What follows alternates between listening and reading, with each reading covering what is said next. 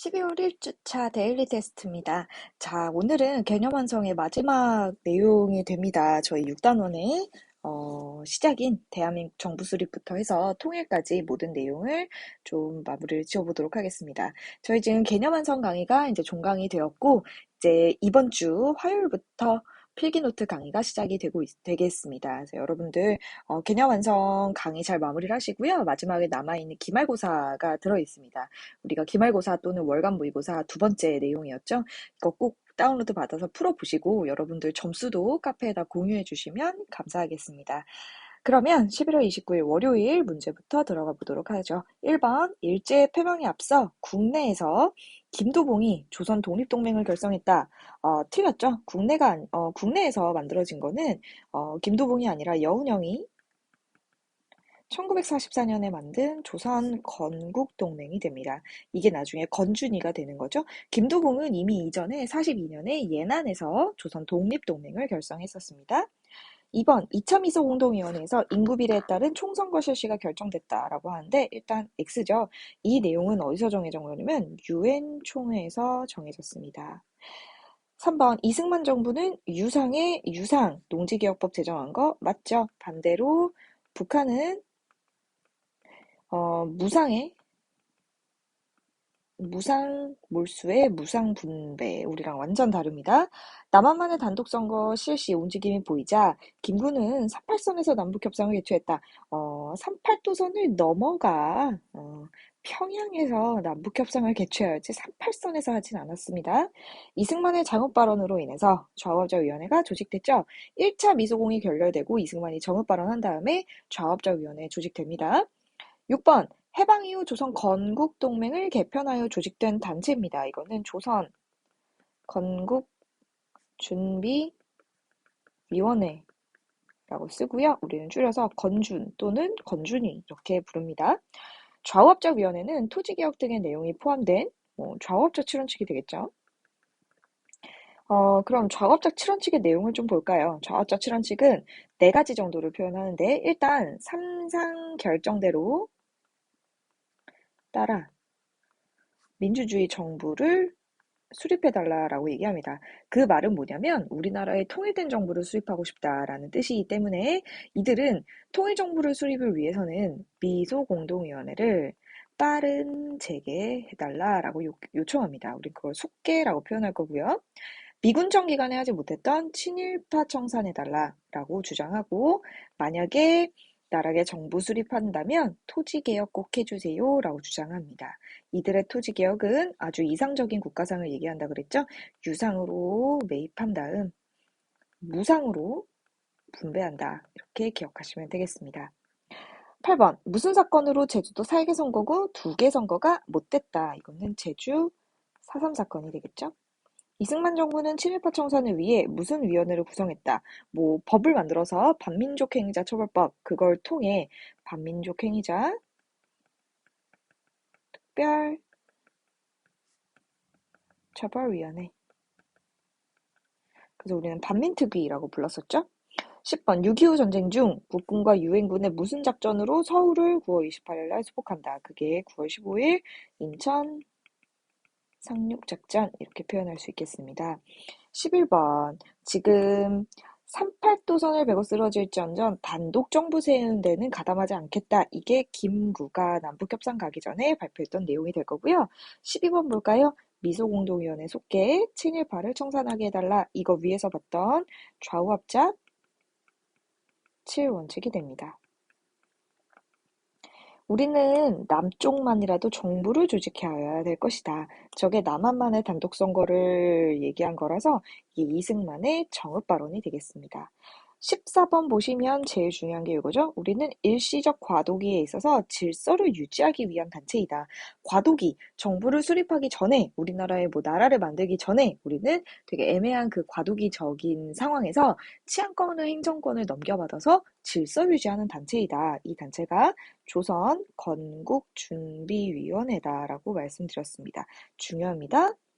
15번 보니까 지금 친일파인 사람들을 처벌하기 위한 법이네요. 그래서 이거는 반민족 행위자 처벌법, 반민법이라고 쓰겠습니다.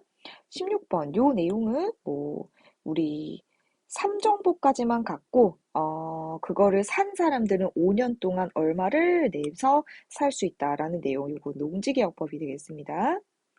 지금 나와 있는 15번과 16번은 다 이승만 정부의 당면과제, 그리고 재헌국회가 만들어낸 법이 되겠죠. 17번 보니까 지금 스트러블 해군 제독 지휘 아래 8개국 함정 등 대규모 선단이 집결하여 상륙부대가 가고 있다. 가를 감행했다. 이게 인천 상륙작전이 되겠죠? 좋습니다. 18번. 지금 북위 38도 이남에는 오로지 하나의 정부만 있대요. 그래서 인민공화국이라든지 이런 내각은 실제가 없는 것이어서 걔네를 인정하지 않겠다라는 겁니다. 그럼 38도 이남의 조선에는 오로지 한 정부, 그게 뭐냐면 미군정이라는 거죠. 그래서 미군정이 인민공화국을 인정하지 않는 모습을 얘기하고 있습니다. 그럼 이거의 이전으로 상황으로 옳은 것은 이라고 하는데, 사실 여러분들 이 내용을 보시면 이거의 이전이라고 하면 이전 내용은 하나밖에 없지 않습니까? 그래서 얘네들을 그냥 순서대로 나열한 다음에 제일 앞에 나오는 거를 찍으시면 되겠습니다. 일단 보시면요. 근데 신항공사 같은 경우는 원래 그 미군정에서 원래 우리 일제강점기에 동양척식 주식회사 있지 않습니까? 근데 이게 사라지고 요거를 계승하여 이어받아서 신항공사라는 게 46년 3월에 등장합니다. 즉 일본이 남기고 간 귀속재산 같은 것들을 처리하기 위한 그런 기구가 되겠죠. 조선 건국동맹이 결성됐다라고 하는데, 건국동맹은 이거는 44년에 우리나라 해방되기도 전이기 때문에 미군정이 들어오기 전의 상황인 거죠. 2번이 정답이고요. 3번 좌우합작 실현칙 뒤고요.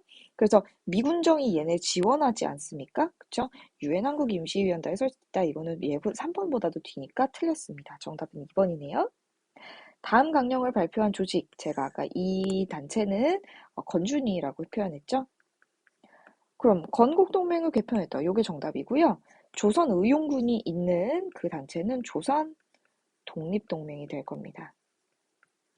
정읍 발언에 반발했다라고 하기에는 얘가 더 먼저 만들어졌고, 정읍 발언에 반발하여 조직된 거는 좌우합작위원회 정도가 있겠네요. 자, 4번 삼균주의의 바탕을 둔 건국강령은 41년에 임시정부에서 발표했습니다. 관련이 없습니다. 시간순으로 옳게 나열한 것은 보시면 이승만이 정읍 발언을 합니다. 그러니까 좌우합작위원회가 등장하죠. 좌우합작 7원칙 발표해서 여기서 제발 미소공동위원회 재개해주세요 라고 하니까 실제로 미소공동위원회가 열렸으나 결렬이 됩니다. 그래서 이 내용을 유엔에다가 넘겨버렸죠. 그래서 니은 디귿 기역 리을이니까 정답은 3번 되겠습니다. 11월 30일 화요일 이승만과 박정희 정부에 대한 설명을 보도록 하겠습니다. 발췌 개헌, 1차 개헌이죠? 는 직선에서 간선, 거꾸로입니다. 간선에서 직선으로 변경되는 거죠. X. 2번 2차 개헌으로 초대 대통령에 한해서 중임 제한 조항이 철폐됐다. 같은 말로 4.4.5.입 개헌이었습니다. 4.19 혁명의 결과로 내각 책임제 개헌이 이루어진 거 맞습니다. 허정 과도 정부에서 했었죠. 박정희 정부는 임기 7년 중임 제한 철폐 내용이 포함된 7차 개헌을 단행. 틀렸습니다. 임기는 6년입니다. 장면 정부는 3차 개헌을 통해 내각 책임제 개헌을 단행했다. 여러분 조심하세요. 3차 개헌은요, 4.19 혁명의 결과로 등장한 개헌입니다. 이 개헌은 어디서 했냐면 허정 과도 정부가 했고요. 허정 과도 정부가 3차 개헌을 해서 내각 책임제 개헌이 되다 보니, 그리고 바로 총선이 있고 총선에서 민주당이 압승한 다음에 그 국회에서 대통령을 간선으로 뽑아서 윤보선이 당선되고, 윤보선이 총리인 장면을 지명해서 그 다음에 장면 정부가 등장하는 겁니다. 얘가 먼저고요. 그 이후에 장면 정부 들어서고, 장면 정부에서 하는 개헌은 4차 개헌, 3.15 부정선거 책임자 처벌이 되겠습니다. 그래서 얘는 X입니다. 박정희 정부는 미국의 파병 요청으로 브라운 각서 체결하고 한국군 현대화시켰죠. 베트남에 부대를 파병했다. 3.15 부정선거로 마산에서 시위가 일어나던 중 학생 한 명이 사망했죠. 그 학생의 이름은 김주열 학생입니다. 2차 개헌 중 한 표가 부결되자 무슨 논리를 내세웠냐면 반올림, 4.4.5임 논리를 내세웠고 8대 대선 이후 저항이 거세지니까 8대 대선이라고 하면 유신헌법 이후입니다. 그래서 긴급조치 같은 걸로 탄압하는 거죠. 무슨 사건으로 신민당 총재였던 누가 국회의원직에서 제면됐다. 신민당 당사에서 농성을 펼쳤죠. 그게 YH 무역 사건으로 김영삼이 제명됐습니다. 그래서 부마항쟁이 터집니다. 11번 보시면 요거는 3.15 부정선거가 되겠네요. 자, 그 다음에 선거권마저 권력의 마수앞에 농단되었다. 뭔가 선거가 잘못됐나 봐요. 3.15 부정선거 얘기하고 있으니까 4.19 혁명 쓰시면 될 것 같고요. 13, 14번 중요합니다. 지금 여기 보니까 국회는 민의원과 참의원으로 구성한다. 이게 양원제 아닙니까? 양원제에서 얘기하는데 중요한 건 53조에 직접으로 선거한대요. 직접 선거, 이거 여당이 얘기한 거고요. 양원제 야당이 얘기했습니다. 하나하나씩 뽑았다라고 해서 발췌 개헌, 1차 개헌이라고 표현합니다. 14번, 지금 한 번에 중임할 수는 있는데 이 헌법 당시의 대통령은 이 내용을 적용하지 않는데요. 즉, 중임이라는 제한이 없습니다. 무제한 출마 가능합니다. 이 내용이 몇 차 개헌이었냐면 2차 개헌인 4.4.5입 개헌이고요. 이승만 정부에 해당하죠. 넘어서 15번 통일주체 국민회의 그리고 국회 상권 요거는 다 7차 개헌으로 등장한 유신헌법이 되겠습니다. 박정희 정부고요. 16번 가하 사건은 한일회담을 반대하는 시위가 거세지는 상황에서 64년 박정희 정부가 이 학생들 뒤에 북한의 지령을 받고 움직이는 지하조직인 가하가 있다고 발표했다. 즉 한일회담에 반대하는 거요. 이거 이 박정희 정부를 무너뜨리려고 북한에서 한 짓입니다. 인민혁명당이라는 애들이 한 짓입니다. 라는 식으로 가가 인민혁명당 사건이죠. 줄여서 인혁당 사건이라고 부릅니다. 박정희 정부. 17번 재헌국회의원에 선출됐고 초대 농림부 장관이었으며 58년에 강력한 경쟁자로 떠오른 가를 국가보안법 위반 혐의로 체포하여 이 사람 결국은 사형시켰습니다. 이 사람이 조봉암이죠? 평화통일 이런 거 주장하다가 처형당했습니다. 18번 지금 보니까 계엄령을 선포하고 개헌에 반대하는 국회의원들을 감금하고 국회에서 대통령 직선제를 골자로 하는 개헌안을 아주 강압적으로 통과시켰다. 이걸 부산 정치파동이라고 하지 않습니까? 부산에서 1차 개헌 단행한 거죠.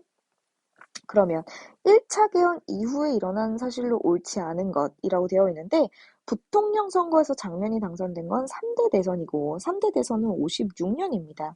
1차 개헌 52년에 있었던 걸 감안한다면 얘는 뒤에죠. 6.25 전쟁에 대한 휴전협정이 체결되었다라고 되어 있는데 휴전협정 53년이니까 가능할 수 있고요. 조봉암이 간첩 혐의로 사형을 선고받았다. 이거 3대 대선 이후의 상황이라서 가능하고요. 근데 4번에 자유당을 창당했다라고 하면 51년입니다. 얘는 얘보다 앞의 상황이라서 틀렸죠. 7차 개헌의 내용으로 옳지 않은 거 간선하는 거 맞고요. 중임이라는 제한 없고 6년 맞는데 대통령 선거인단에서 아니가 통일주체 국민회의에서 간선으로 선출한다. 이렇게 써야 됩니다. 20번 보니까 주월 한국군, 월남, 베트남 파병에 됐던 사람들을 위해서 물자 가운데 구애 품목을 한국에 발주할 것이다. 즉, 이 문서라고 하면 베트남 파병과 관련된 박정희 정부 시기에 해당합니다. 내각 책임제 헌법, 요거는 허정과도 정부. 경향신문 이승만 정부였죠. 반민특위 이승만 정부였죠. 한일협정 박정희 정부입니다. 정답은 4번이 되겠습니다. 12월 1일 신군부의 등장과 전두환 정부 보도록 하겠습니다. 79년 전두환과 노태우 같은 신군부 세력이 쿠데타를 일으켰다. 우린 이거를 12.12 사태라고 부릅니다. 5.18은 계엄군에 맞서 시민군을 조직했다. 이게 엄청 중요했고요. 11대 대선은 전두환이 대통령이 처음 됐을 때입니다. 어디서 뽑혔냐면 통일주체 국민회의죠. 왜냐하면 아직까지 헌법이 개정되지 않았고 그리고 대통령이 된 다음에 8차 개헌을 통해 이제 대통령 선거인단에서 간선으로 입히도록 개헌을 합니다. 이게 8차 개헌입니다. 전두환 정부는 민주화를 억압하고 사회정화를 명분으로 삼천교육대를 운영했죠. 1987년 서울대 학생 누가 박종철 고문치사 사건 전두환 정부 시기고요. 이것 때문에 6월 민주항쟁이 촉발됩니다. 6월 민주항쟁의 결과로 6.29 민주화선언 발표되고요. 6월 민주항쟁 이후 5년 단임의 대통령 직선제, 이거를 현재 9차 개헌이라고 표현합니다. 현행헌법을 유지한다는 4.13 호헌 조치를 단행했다. 개헌 요구 시위 중 누가 경찰이 쏜 최루탄을 맞고 사망했다라고 되어 있는데, 개헌 요구 시위라고 하면 직선제로 개헌하라 이거기 때문에 이한열 학생을 생각하시면 되겠습니다. 공수부대 키워드 나왔고요. 시민들을 살해해서 우리 시민군들이 공수부대를 맞서기 위해 무기고를 털었다. 시민군이 조직됐다라는 거죠. 그래서 이거는 5.18 광주 민주화운동이 되겠습니다. 우리가 왜 총을 들 수밖에 없었는가? 어쩔 수 없었다. 지금 만행을 너무 보기가 그랬고 공수부대를 대량 투입했다라고 하니까 이것도 5.18. 가군이 연행되어서 결국에는 물고문으로 사망했는데, 그거를 은폐하기 위해서 탁 하고 치니까 욱하고 죽었다라는 식으로 은폐하려고 그랬죠. 이게 박종철 고문치사 사건입니다. 자, 앞으로 여러분 직선제 개헌하겠습니다 라고 발표한 이게 6.29 민주화 선언이죠. 좋습니다. 넘어오셔서 15번. 지금 4.13 호헌 조치를 철회시키기 위한 민주장정을 하겠다라고 했으니 이것은 6월 민주항쟁이 되겠습니다. 18일 아침 공수부대 투입하고 5.18이죠 뭐. 자, 17번에 보시면 5년에 중임할 수 없다. 즉 단임인데 직접 선거한대요. 우리 5년의 단임의 직접 선거는 지금 헌법인 9차 개헌이 되겠습니다. 18번 호헌 조치가 무효이다. 즉 그러니까 이거 6월 민주항쟁 떠올리셔야 되고요. 이거에 대한 설명. 직선제 개헌은 맞죠? 이게 정답이죠? 허종과도 정부는 4.19의 결과고요. 대통령이 하야하는 것도 4.19. 긴급조치 1호는 박정희 정부 시기에 해당합니다. 19번 시민 여러분, 우리는 나중에 총을 놓겠습니다. 5.18이고요. 이 5.18이 일어난 이유는 신군부에 대한 저항이죠. 그래서 3번이 정답이 되겠습니다. 요것 때문에는 4.19 굴욕적인 수교가 이루어졌다라고 하면 이건 박정희 정부 시기. 3선도 박정희 정부 시기 6차 개헌입니다. 전두환 정부에 대한 설명으로 옳은 것은 직선제 개헌을 단행했다. 네, 9차에서요. 야간 통행 금지를 실시한 게 아니라 폐지해야죠. 6월 민주항쟁의 결과로 하야한 거 아니고요. 임기 끝까지 마칩니다. 10대 대선이 아니라 11 또는 12대 대선이라고 쓰셔야 됩니다. 정답은 1번입니다. 12월 2일 목요일 노태우 정부 이후의 상황을 보겠습니다. 노태우 정부가 대통령은 어떻게 됐지만 그 이후에 있었던 총선에서 완전 패배를 했기 때문에 여소야대 정국에 국회가 등장했다 그랬습니다. 그래서 그걸 극복하기 위해 3당 합당을 추진했죠. 김영삼 정부가 처음으로 중국과 수교했느냐? 아니죠. 노태우 정부가 이미 있는데요. X죠. 외환위기로 금융지원을 요청한 건 김대중 정부가 아니라 김영삼 정부 시기가 해당이 되겠습니다. 노사정위원회 98년에 구성하는 거 맞고요. 한미자유무역협정 체결, 제가 칠레 그리고 미국 이거 FTA는 다 노무현 정부라고 말씀드렸습니다.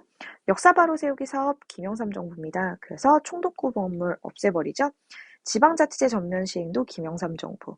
긴급명령으로 금융실명제 실시합니다. 그 다음에 국민개초 생활보장제도는 1999년에 등장하는데요. 이거는 김대중 정부입니다.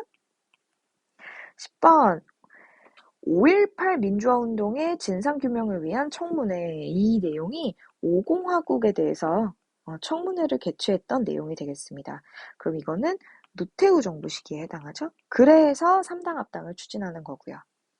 11번 민주정의당 총재 노태우와 통일민주당 총재 김영삼 그리고 김종필이 함께 하겠습니다. 이걸 우리는 3당 합당이라 표현하고, 이때 등장했던 정당 이름이 민주자유당이 되겠습니다. 금융실명제 나왔죠? 요거는 김영삼 정부죠? 금융실명제. 문민민주주의 나왔으니까 이것도 김영삼 정부 시기가 될 거고요. 지금 여기 보니까 이 땅에서 처음으로 민주적 정권 교체가 실현됐답니다. 그러면 지금 여야가 최초로 교체가 됐는데 평화적으로 선거를 통한 평화적 최초 여야 교체라고 하니까 김대중 정부 시기에 해당하는 거죠. 15번 오늘 중국 주석의 초청으로 중국에 방문합니다. 이게 북방 외교를 주장했던 노태우 정부 시대가 되고요. 전직 대통령을 구속했다라는 점에서 이거 역사 바로 세우기 사업의 김영삼 정부 시기가 되겠구나라는 거 기억하셔야 됩니다.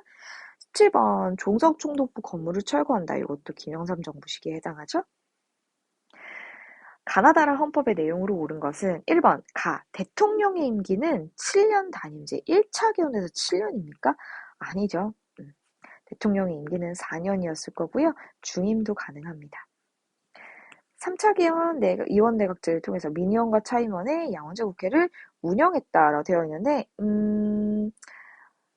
양원제 국회를 구성해서 실제로 운영하죠? 맞는 말이죠? 3번 대통령 선출 방식으로 간선제를 채택하였다. 6차 개헌 때까지는요. 아직까지 직선입니다. 간선은 72년 10월 유신에서 등장합니다. 9차 개헌은 14대 대통령이 아니라 13대 대통령부터 노태우 대통령부터 적용되어 실시됩니다. 정답은 2번. 19번 여기 보니까 금융실명제죠. 금융실명제 정부라고 하니까 김영삼 시기에 옳지 않은 거랍니다. 지방자치제 맞고요. 2번은 북방외교는 노태우 정부 시기에 해당하죠. 20번 여기 보시면 근무기에 나섰습니다 라고 하니까 김대중 정부 시기. 3당 합당은 이게 노태우 정부 시기였죠. 프로야구 전두환 정부, 지방자치제 YS 남북 정상회담이 최초로 개최된 거 맞습니다. 마지막 12월 3일 금요일 경제사회 문화 그리고 통일 정책에 대해서 보겠습니다. 제가 항상 말씀드리지만 칠리 소스 7사람 이게 박정희 정부 해당했고요. 91년에 우유 기합 노태우 UN 동지가입 남북 기본합의서 한반도 비핵화 선언 요 정도 그리고 2000년에 김대중 정부 시기에 있었던 내용들 이때 남북 정상회담 최초 그리고 이걸로 인해서 6.15 남북 공동선언이 있었다라는 거 기억하시면 되겠습니다. UN 동지가입 우유 기합핵 노태우 7.4남북 공동성명이라고 하면 칠리소스 7사람 박정희 정부죠. 국민교육헌장은 좀 알아두시기 바랍니다. 68년 박정희 정부에서 우리나라 교육에 대해 해난 어떤 이념 이런 것들을 밝혀낸 문서가 되겠습니다.